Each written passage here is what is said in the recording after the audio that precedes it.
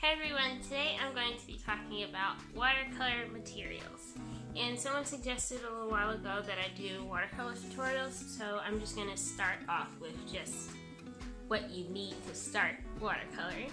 And the first thing you're going to need, of course, is the paint. And watercolor paint tends to come in three types: liquid watercolor, tube watercolor, and watercolor pans. I only have tubed watercolor and watercolor pans.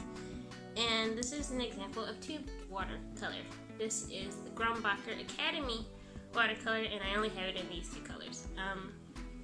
The cool thing about tubed watercolors is you can purchase yourself a palette and put your colors inside. These here are Holbein watercolors, and I really like these ones. They're really nice. It's appealing. Anyway, I have this here. This is Gouache. This is kind of like an opaque watercolor, but it's not like true watercolor, if that makes any sense. Because watercolor in its true form is supposed to be like transparent, and this is not transparent. It's opaque. But this is good for highlights, and I would suggest getting a tube of Gouache for watercolor painting, but that's just my personal opinion. So, whatever. Those were liquid watercolors and pans there. And this set here, these are Prima marking watercolors. And as you can see, I've used it a lot. These came in pans, so it wasn't like a tube that I had to squirt out into pans. And these are nice too. I really like these ones, though I haven't used them in a while because I have the Holbein watercolors, which I purchased last year. But these are nice. I got these off Amazon. I got all of these off Amazon, except for the Gouache watercolor. When you're looking for watercolor paint, especially when you're looking at like pans, you want to make sure that the watercolor is not like matte and chalky on top. And I don't have it with me, but I also have like this Loft watercolor palette. It was $5 at Michael's, and that's what I started using, and it's really chalky, and it's not the best quality. But you don't have to spend a lot of money to get good watercolors. Like the Prima marking watercolors, I like those. And I don't like the Winsor because of the colors, but you might like the colors, so that could be a good option for you. Next thing you're gonna need to watercolor is paper. And I have a few examples here of what you can use. And this one here it's like a staple, I would think. This is like, you get this for like $5 or $6 at Walmart, and it's pretty good paper. It comes with 30 sheets. It's 9 by 12. You can always cut it. It's great, and it's cheap. You can also use mixed media paper like this. This is also by Canson. And let's see if there's an example here of a watercolor painting on this paper. This is not like true watercolor paper because watercolor paper tends to be really thick. This is a bit thinner than the Canson watercolor paper, but it still does the job, and I don't mind warping. So yeah.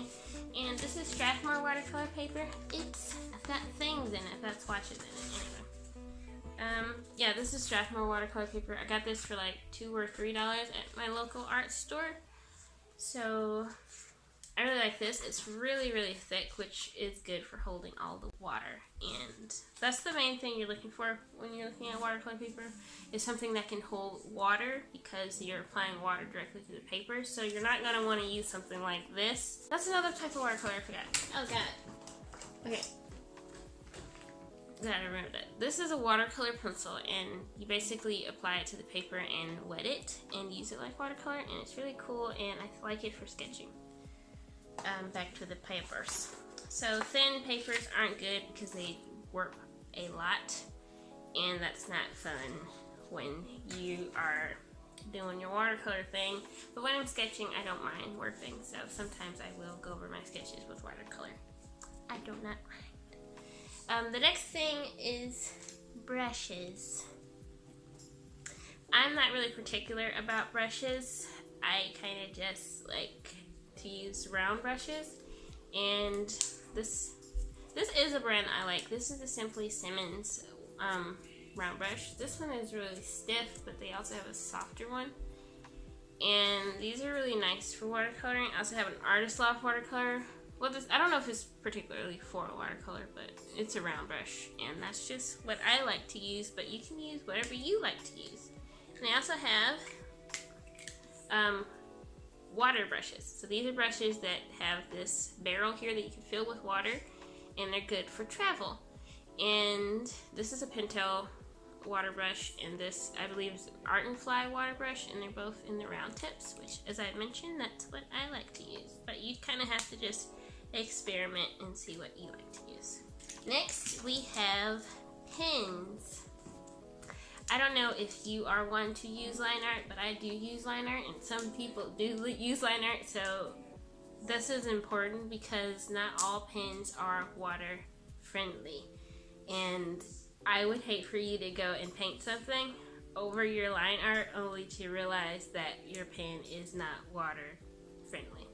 So when you're looking for pens to use for watercolor, you're going to want to test it first, even if it says it's waterproof. And you also want to make sure your pen ink dries before you go over it with watercolor, because sometimes pens are waterproof, but only if you let them dry. So the couple of examples I have are first this Copic Multiliner. I have it in 2 colors. These are waterproof and also Copic proof, but sometimes, especially with the black, I find that sometimes you have to wait for it to dry before you go over it with either Copic or watercolor, otherwise it'll smudge a little bit and bleed, and that's not fun. Also, ballpoint pens. These tend to be waterproof, but you are going to want to try it out first because sometimes they aren't. And you just have to be careful because things can happen. Another thing, this kind of goes along with what I said about the white gouache. You can use this for highlights, or you can use a Gellyroll or a Posca pen or a Uniball Signo or any white pen that is, well, you're going over top of your watercolor, so it should be okay. But these are just good for adding highlights to your watercolor stuff. And I like the gouache in particular because you can water this down a little bit, and you can like put some on a brush and then get like another brush and like tap it to get like sparkles or stars or whatever, and it's a really cool effect. So that's why I think the gouache is good. Or you can use acrylic, white acrylic. And that's pretty much everything you need to start watercoloring. You need paint that is not chalky. You need paper that is thick enough to hold water and is also water friendly, because like Bristol board is thick but the water kind of just sits on top. It can give you a cool effect, but only if that's what you're looking for. I would suggest the Canson XL watercolor paper because it's cheap and it works good. And also you're gonna need some brushes and pens and white pens if you like line art and highlights and whatnot. That's pretty much all you need. Anyway, I hope you enjoyed this video, and I hope it helped you, and I hope you have some idea of what you need to start watercoloring.